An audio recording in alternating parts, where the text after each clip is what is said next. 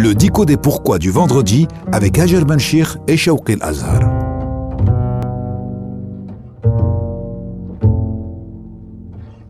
Parce qu'on le connaît mal, l'islam inquiète. Il suffit d'ouvrir un journal ou d'allumer la radio pour constater que le sujet occupe la scène médiatique sur fond de polémique et d'angoisse. Voilà pourquoi il était si important de demander au spécialiste Shawqi El-Azhar, docteur en théologie et professeur à Hamad Ben Khalifa University, de revisiter son domaine de prédilection et de répondre avec clarté aux questions que l'on est amené à se poser sur l'islam.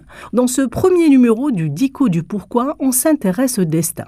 Shawqi El-Azhar, bonjour. Bonjour Hajar. Pourquoi le musulman doit-il obligatoirement croire au destin ? Alors effectivement, la croyance au destin, c'est un pilier de la foi, parmi les 6 piliers de la foi qui sont connus. D'abord, avant de répondre à votre question, il convient effectivement de définir qu'est-ce qu'est le destin.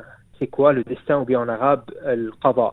Eh bien, c'est ce que Dieu a déterminé dans sa création. En vérité, tout simplement, c'est tout ce qui est, tout ce qui a été et tout ce qui viendra dans le futur. C'est ça le destin. Et ça veut dire essentiellement 2 choses. Première des choses, c'est de croire que tout est connu par Dieu depuis l'éternité et tout a été écrit par Dieu depuis l'éternité. Donc tout ce qui se passe dans l'existence dans le monde est connu et écrit par Dieu depuis l'éternité. Ça, c'est la première des choses.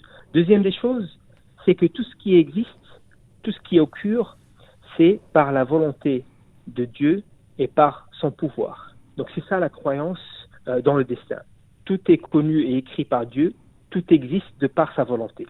Maintenant, on peut distinguer 2 choses ici. On peut distinguer entre une destinée ou un destin qui nous échappe, c'est-à-dire qu'on ne le définit pas, comme par exemple notre lieu de naissance ou bien nos origines, notre durée de vie, etc. Toutes ces choses-là, en vérité, c'est un destin presque déterministe parce qu'on n'a aucun choix là-dedans. La deuxième partie, c'est un destin où c'est nous qui choisissons, ou bien c'est nous qui faisons notre destin, c'est nous qui choisissons notre destin. C'est moi qui choisis la personne, par exemple, avec qui je me marie, c'est moi qui choisis, par exemple, la filière d'études que j'ai choisie, etc. Eh bien, ici, ces éléments-là sont connus par Dieu, c'est le destin, sauf que c'est moi qui établis ce destin. Dieu le savait depuis l'éternité que j'allais faire ce choix, mais au final, le choix me revient. C'est moi qui fais mon destin ou bien qui établis mon destin, mais c'est Dieu qui l'a écrit et l'a connu depuis l'éternité. Maintenant, je reviens à votre question. Pourquoi est-il important, eh bien même obligatoire en islam, oui. Voilà, obligatoire en islam de croire en cela, de croire au destin. Eh bien, premièrement, parce que la croyance au destin, c'est en même temps la croyance en la perfection divine. Dieu est parfait. Et en islam, on sait que Dieu est caractérisé par un certain nombre d'attributs et on connaît aussi les noms divins. C'est des noms qui décrivent Dieu. Et c'est les noms de la perfection. Dieu est l'alim, c'est celui qui connaît, c'est celui qui sait tout.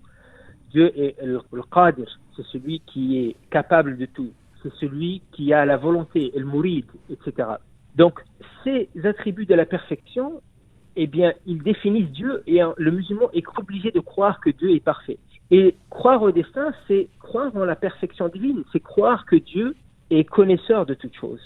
C'est croire que Dieu est capable de toutes choses. C'est croire que Dieu possède la volonté absolue, etc. Donc ça, c'est la première des raisons pourquoi il est obligatoire de croire au destin. La deuxième raison, c'est que, eh bien, ça va procurer à l'être humain de la sérénité. Il ne va pas se leurrer ou bien s'attrister pour ce qui est arrivé auparavant, au passé, parce que il sait que c'est Dieu qui l'a voulu, donc forcément, il y a du bien derrière. Et c'est ce qu'on peut lire dans le Coran. Dieu nous dit ما أصاب من مصيبة في الأرض ولا في أنفسكم إلا في كتاب من قبل أن نبرأها إن ذلك على الله يسير لكي لا تأسوا على ما فاتكم ولا تفرحوا بما آتاكم. Donc Dieu nous dit ici, donc il n'y a pas une chose qui arrive dans l'univers ou bien en vous-même sans que Dieu ne l'ait écrite auparavant, avant qu'elle n'occure. Et après, Dieu nous donne la raison de cela. Il dit pour que vous ne soyez pas attristés sur ce qui s'est passé, sur ce qui s'est produit auparavant, au passé. Et pour que vous vous n'orgueillez pas sur ce que vous avez réalisé. Une raison premièrement psychologique, c'est-à-dire qu'on sera apaisé.